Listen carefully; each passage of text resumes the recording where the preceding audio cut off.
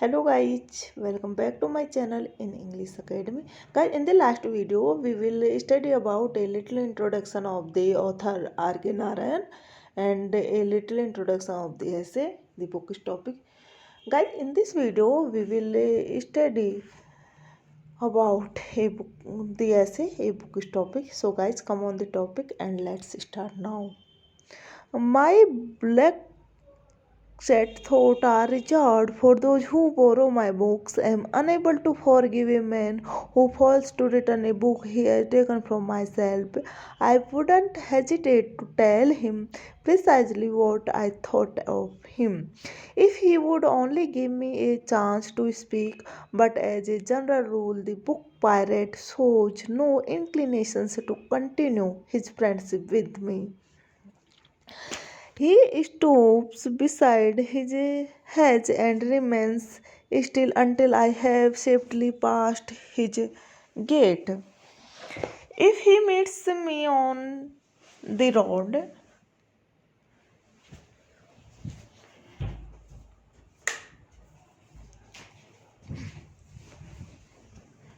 sorry guys, the author says that if he meets me on the road face to face, he doubles his peace with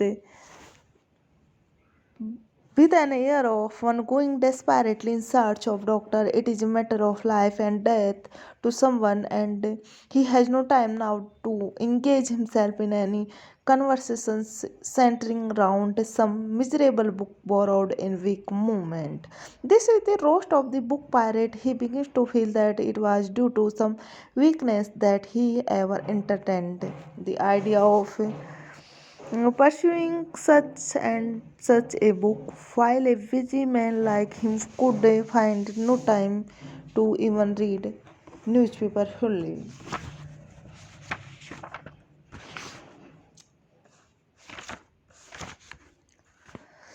Guys, this is interesting essay reveals the agony of an author of books who lent one of his books to a friend who failed to return his book. He saw no chance of ever getting his book back. He makes frantic efforts to get it somehow but miserably fails.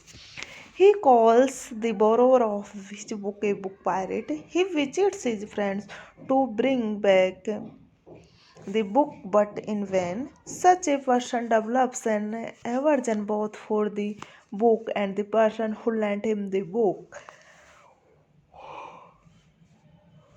The poor lender goes to him again and again. For a few days he keeps saying, I have not yet read it, but I would like to, if I may. And the lender of the book, ever a generous brute, says, "Oh yes, by all means, keep it." Guys, the author described that the lender feels ashamed to ask him to return the book. After a few moments, after a few months, he again goes to him. He abruptly begins the meeting saying, "Where is the book? I need it." First, the person forgets about the books and asks which book. He reminds him about the book he lent him long time back.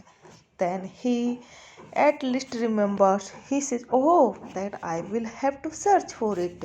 I will certainly do this. At present, am very busy." The poor owner of the book The poor owner of the book had to go back without his book. He felt that he would perhaps never see the book now. Next time, when he met the borrower, he said, "I have not found your book. I was out of town for a while on business. I believe it must be with my brother-in-law. You know my brother-in-law." After this meeting, he didn't find him in his house when he went there. He thought of complaining to the police, but he couldn't do so. He began to think that in the next election he would vote only to the party which pledged to eliminate book borrowing. He comes to the conclusion that one should never lend one's book to anyone. He writes, all of us love to keep our books and also share the delights of good reading with others. This is an impossible combination and turns out to be a painful experiment. Guys, here the author say that if you love your book, don't lend it anyone on the earth. This really ought to be one's guiding principle. You can't lend your books and yet have them, just as you can't eat your cake and have it. He knew of one person who lends books and yet retains his library in shape. He keeps a record of books he lends. He fixes a date on which the borrower has to return the book. If he fails, he has to pay a fine of 6 pies per day. He charges this fine from every day, even his closest relative. He demands replacement of any book that is lost.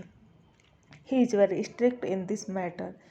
The author tells us that he gets 6 copies of the book he writes from the publisher. In many cases, he doesn't have even one copy left with him. If he needs the book, he has to borrow it from the library.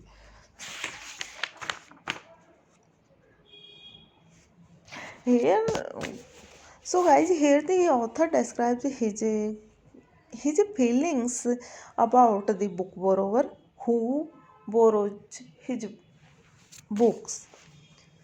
He begins to feel that it is due to some weakness that he ever entertained the idea of pursuing such books. If you